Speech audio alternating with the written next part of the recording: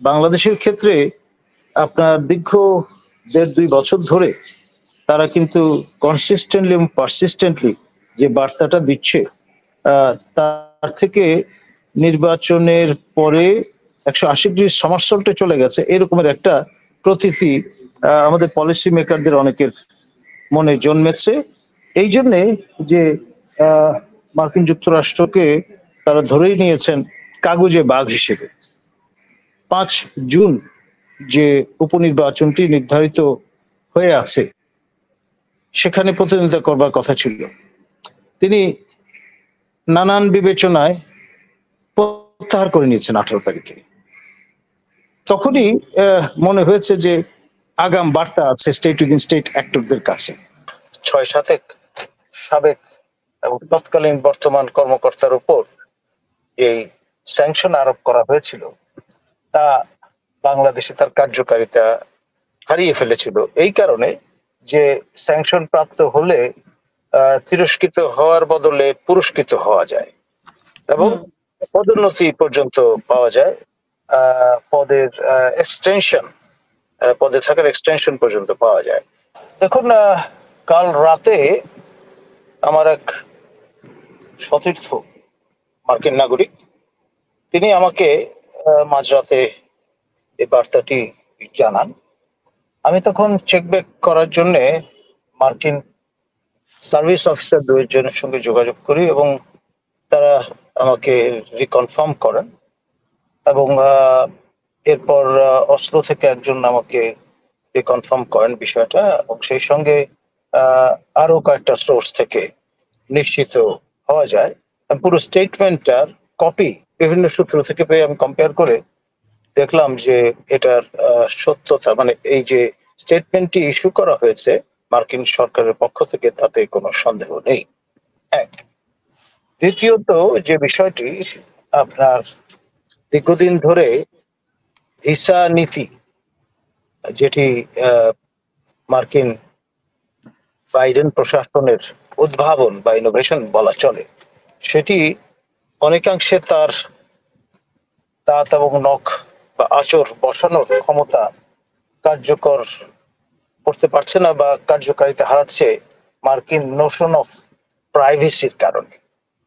এবং ধরুন যিনি স্যাংশন প্রাপ্ত হচ্ছেন বা যার পরিবার স্যাংশন প্রাপ্ত হচ্ছে তিনি জানছেন, আর সংশ্লিষ্ট যারা জানান দিচ্ছেন তারা কিন্তু আর এটা পাবলিক করছেন না।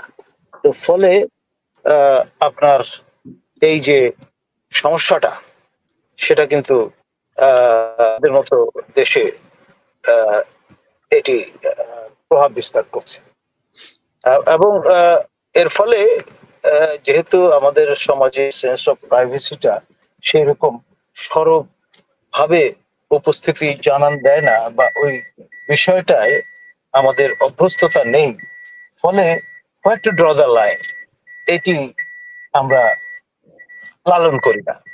এবং সে কারণে যতক্ষণ পর্যন্ত একদম গায়ে রং টং কাদা টাদা মেখে না দেয়া হচ্ছে, যতক্ষণ পর্যন্ত গায়ে সিল চাপড় দিয়ে দেয়া না হচ্ছে, ততক্ষণ পর্যন্ত আপনার কেউ এটা বিশ্বাসও করতে চান না আর থোড়াই কেয়ার করেন না।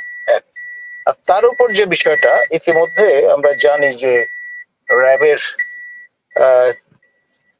জনা ৬-৭ সাবেক এবং তৎকালীন বর্তমান কর্মকর্তার উপর এই স্যাংশন আরোপ করা হয়েছিল তা বাংলাদেশে তার কার্যকারিতা হারিয়ে ফেলেছিল এই কারণে যে স্যাংশন প্রাপ্ত হলে তিরস্কৃত হওয়ার বদলে পুরস্কৃত হওয়া যায় এবং পদোন্নতি পর্যন্ত পাওয়া যায়, পদের এক্সটেনশন, পদে থাকার এক্সটেনশন পর্যন্ত পাওয়া যায়। এই বিষয়গুলো মোটামুটি প্রেসিডেন্স তৈরি হয়েছে। আর আরেকটা হচ্ছে বাংলাদেশের ওপর চাপ প্রয়োগ করে বরং যার কারণে এই ব্যবস্থাটি নেওয়া হলো বা হচ্ছে তার উপকার করে দেওয়া হয়। এবং পদ্মা সেতু নিয়ে যে হইচই শোরগোল প্রথম শুরু হয়েছিল তখন খেয়াল করে দেখেন মাননীয় প্রধানমন্ত্রীর দপ্তরে দীর্ঘদিন ধরে কর্মরত ছিলেন সাচিবিক, পরবর্তীতে মন্ত্রী মর্যাদায় উপদেষ্টা হিসেবে দায়িত্ব পালন করেছেন ডক্টর মশিউর রহমান। তাকে বাধ্যতামূলক ছুটিতে পাঠানোর ব্যবস্থা নেওয়া হয়েছিল, পরে কিন্তু আবার সুন্দর রিইনস্টেটেড হয়েছেন এবং পদ্মা সেতু নিয়ে যে শোরগোল তা আস্থা করে নিক্ষিপ্ত হয়েছে বলে রেজিমের মনে হয়েছে। তো ফলে আপনার এই নানান রকমের মিশ্র আপনার যে ধারণাটি জনমনে তৈরি হয়েছে তার ফলে অনেকটা কার্যকারিতা হারিয়েছে। আর তারও আগে এলসওয়্যার আপনার খেয়াল আছে সেই গুজরাটের মুখ্যমন্ত্রী হিসেবে মোদিজি যে ভূমিকা পালন করেছিলেন তার উপর স্যাংশন আরোপ করা হয়েছে। দেখুন, আমি দীর্ঘদিন ধরে এই বিষয়গুলো নিয়ে পঠন পাঠন এবং গবেষণা করেছি এবং করছি, এবং তার উপর ভিত্তি করেই বিভিন্ন সময় বিভিন্ন মন্তব্য হাজির করেছি আপনাদের মাধ্যমে জনসমক্ষে গ্লোবালি। এখানে যে বিষয়টি সেটি আমাদের ব্যারিস্টার মোল্লা মহোদয় রিইটারেট করেছেন, রিফর্ম করেছেন। মার্কিনরা পলিসি যে ডিকটাম সেখান থেকে খুব কমই আপনার 180 ডিগ্রি সমারসল্টে যায়। তারা আপনার একটা পলিসি পারসুয়েশনের মধ্যে থাকে এবং কখনো তড়িৎ গতিতে, কখনো স্লো অ্যান্ড স্টাডি এই গতিতে তারা অগ্রসর হয়। বাংলাদেশের ক্ষেত্রে আপনার দীর্ঘ 1.5-2 বছর ধরে তারা কিন্তু কনসিস্টেন্টলি এবং পারসিস্টেন্টলি যে বার্তাটা দিচ্ছে তার থেকে নির্বাচনের পরে 180 ডিগ্রি সমারসল্টে চলে গেছে এরকমের একটা প্রতীতি আমাদের পলিসি মেকারদের অনেকের মনে জন্মেছে। এই জন্যে যে মার্কিন যুক্তরাষ্ট্রকে তারা ধরেই নিয়েছেন কাগুজে বাঘ হিসেবে। যে কথা মাও জেদুংয়ের কণ্ঠে মানায় সেটি কিন্তু আমাদের বলাটা কতটা সঠিক, সেটি কতটা বিজ্ঞজনোচিত সে ব্যাপারে with a pinch of salt আমি অবশ্য দেখব। এখন ধরুন মাও জেদুং যা বলতেন তা করে দেখাতেন। তিনি হঠাৎ করে বললেন যে চড়ুই পাখি আমাদের ফসল খেয়ে নেয়, সুতরাং সারা দেশে যত চড়ুই পাখি আছে সব নিকেশ করে দাও, এবং সবাই সৎসায় তাই করলো। পরবর্তীতে বিপুল পরিমাণ অর্থ গুনতে হলো মাও প্রশাসনকে কীটনাশক ব্যবহার করার প্রয়োজনে। এই যে আপনার ডগের টেনাসিটি নিয়ে একটা কাজ করে পরে উল্টা বুঝলি রাম পজিশনে যাওয়ার যে ব্যাপারটা সেটা তাদের পক্ষে সম্ভব, যেহেতু ওয়ান পার্টি ওয়ান রুল। আমাদের এখানে কিন্তু অফিসিয়ালি আমরা ওয়ান পার্টি ওয়ান রুলে নেই। ডেমোক্রেটিক একটা ফাসাদ কিন্তু আমাদের মেনটেন করে যেতে হচ্ছে। সংবিধানও সেই রকম নির্দেশনাই আমাদের প্রদান করেছে। এবং এইরকম একটি পরিস্থিতিতে যে বার্তাটি আমরা পেলাম গত রাতে, এটি মার্কিনরাও কিন্তু যথেষ্ট বিচার বিবেচনা করে আমি যেটিকে বলবো একটি সফট টার্গেট তা বেছে নিয়েছে।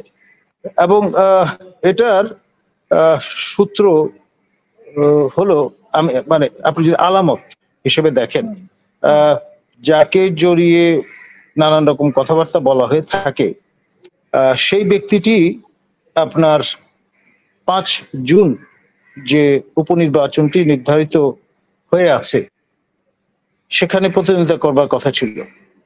তিনি নানান বিবেচনায় প্রত্যাহার করে নিয়েছেন 18 তারিখে।